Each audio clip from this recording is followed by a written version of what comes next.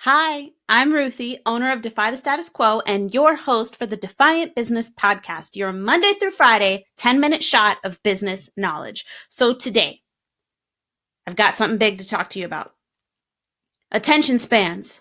Are they going down or is it something else? You can probably judge by the title that I think it's something else. I know. But we've been playing around with this. Humans went from having a 12-second attention span to an 8-second attention span that's, less than a goldfish. We've been playing around with this, these numbers for a while. And they first appeared in Microsoft Canada research. And because it was Microsoft Canada, everybody kind of took it as fact. But did you know that this number did not come from Microsoft's actual research? It was cited in their research report. And the number actually came from an organization called Statistic Brain, who also cited it, but their sources were vague. I read a very interesting article by Simon Maiden, and he went through all of this tracking down these sources, and he couldn't get a response from Statistic Brain. He couldn't get a response from the sources that they cited for this particular number. So that's not to say that somebody didn't assess that human attention spans were 8 seconds, but, it's been a bit of a rough journey actually figuring out where that number came from. So, is it attention spans or is it something else?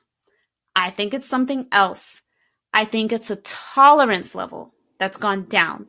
So we have a low tolerance for content that doesn't serve us. So think about it.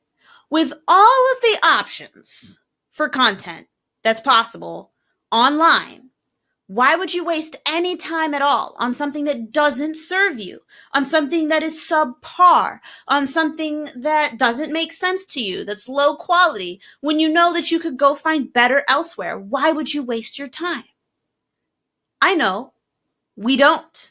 And that's what high bounce rates indicate. That's what, low website traffic indicates. That's why your site gets ranked lower on search engines. It's because your content isn't where it needs to be. And this comes from a variety of things. It comes from not investing properly in content as like a strategy, as part of your marketing strategy, but it also comes from doing content just to do content. It doesn't have a real purpose within your organization.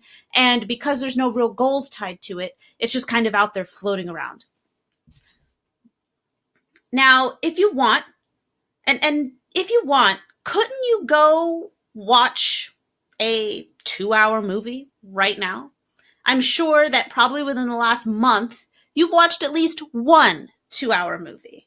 Matter of fact, you might have watched the Avengers Endgame movie, which was nearly 4 hours. So you can't tell me that people can sit through things like that, sit through Marvel's really long, saga, and tell me that attention spans are low. It just doesn't make sense.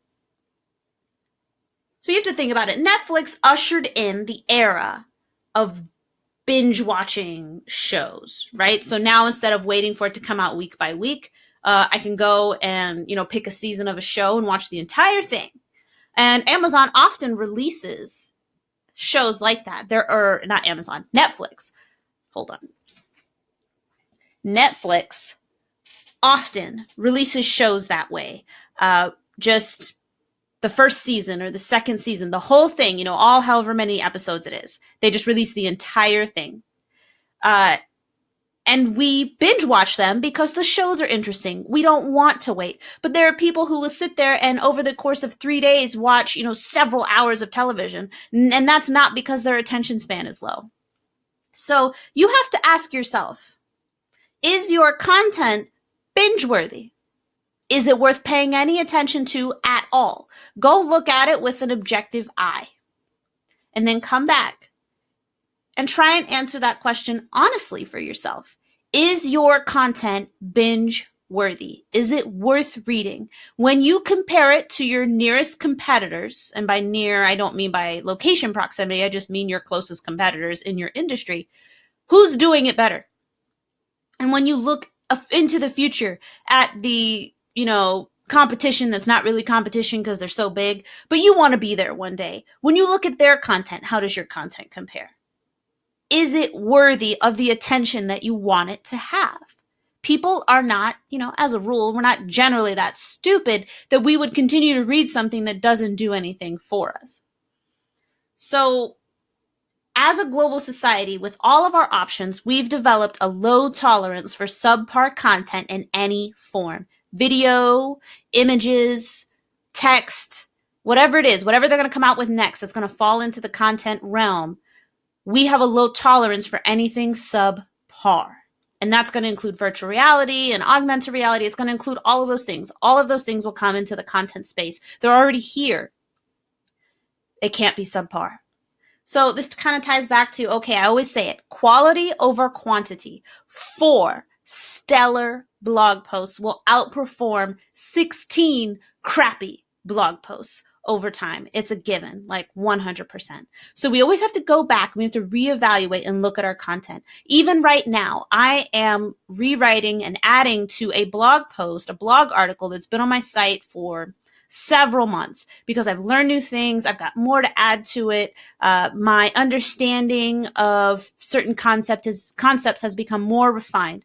This blog post gets traffic from search engines to my site.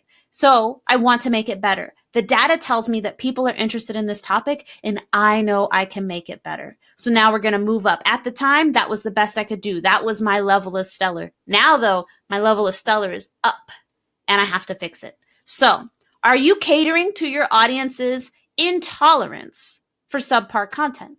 Meaning, are you delivering what they expect from you? It's not their attention span. It is the quality of your content. All right. If you enjoyed today's episode, please go ahead and leave us a rating or review wherever you listen to your podcasts. And I look forward to seeing you next time.